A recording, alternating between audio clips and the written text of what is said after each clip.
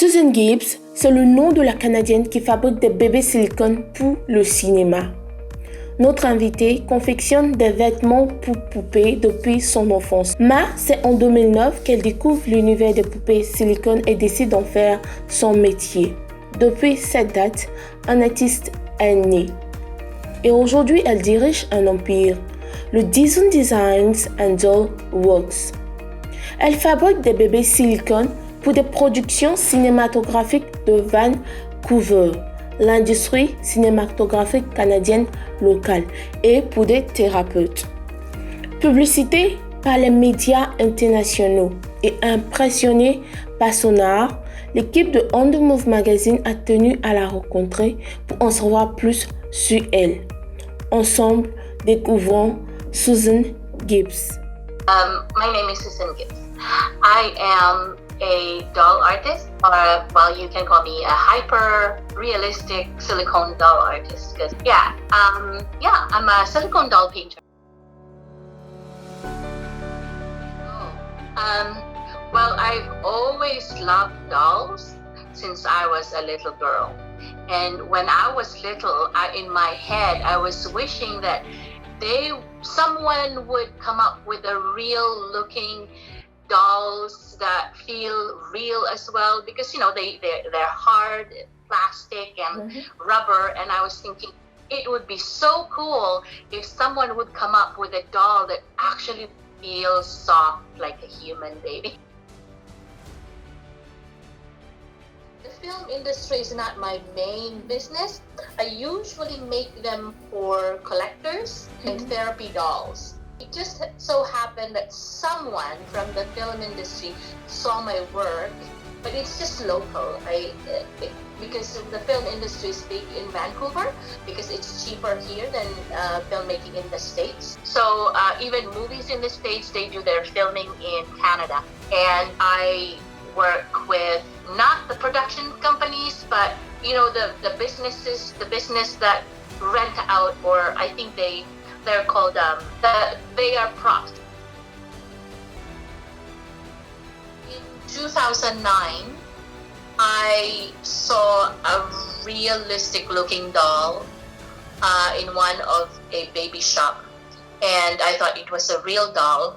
And the store owner said, no, it's called a reborn doll. So I don't know if you've heard of reborn dolls.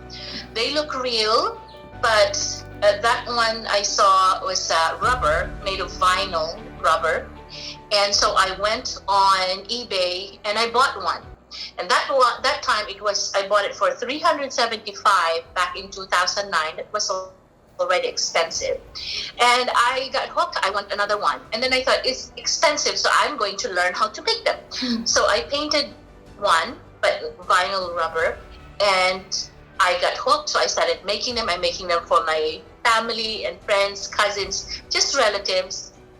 And someone saw my art and they started buying from me. And then I came across a silicone doll. For the first time, I held a silicone doll. And I thought, this is the ultimate dream doll. It feels real. It looks real. So I tried that. And that was in 2014. And I painted one, and people liked my work.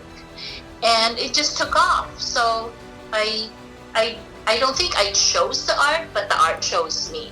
So yeah, because the business just took off. So I started making them, and it's addicting.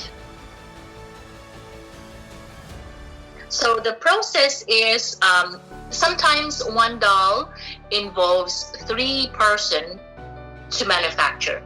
The first one is the sculptor. So the sculptor starts with a block of clay. So the sculptor creates by hand, no mold. They create by hand, sometimes from imagination, sometimes from a photo on the internet of real babies. So they create that mold, the clay baby.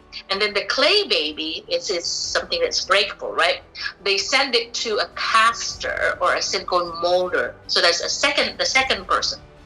And the molder or caster, which I also do, so the caster will make a mold of the clay doll that the sculptor did. And then, so this is called a glove mold. you pull out the clay doll, it breaks apart, and then it becomes a replica of the. So I mix silicone, and then I pour it in here, and then you pull it out. Sculpting, it depends on the sculptor. Some sculptors can sculpt really fast. Sometimes it takes them weeks, sometimes months. The baking part takes 2 hours. Number one, the challenges that I still go through is sometimes problems with the paint sticking.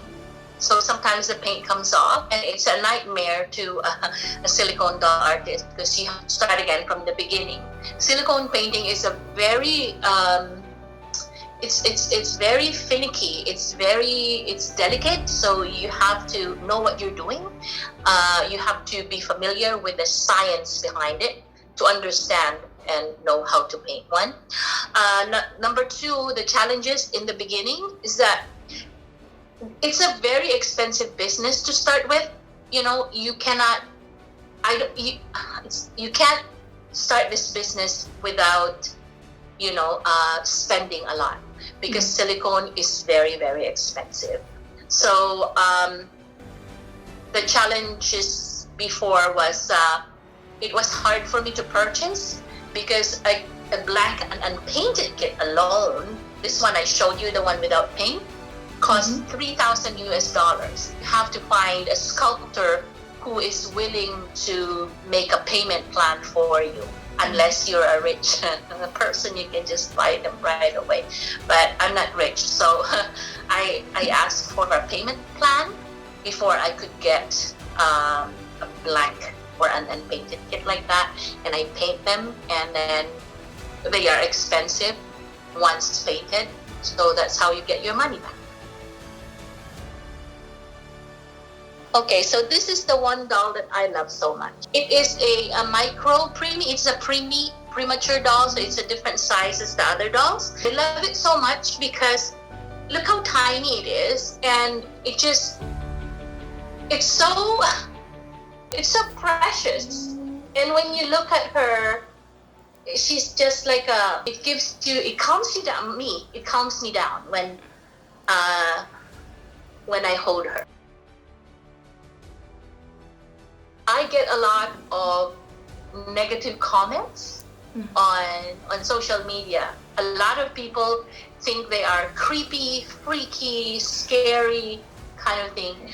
But if people only understand the arts behind making these dolls, I hope that people would appreciate more and not call doll makers as crazy people. It's just one person that said that God is not happy with these dolls, but I'm not creating them to replace a human being. I'm creating them so that no human being would be exploited to use. No human babies would be exploited in filmmaking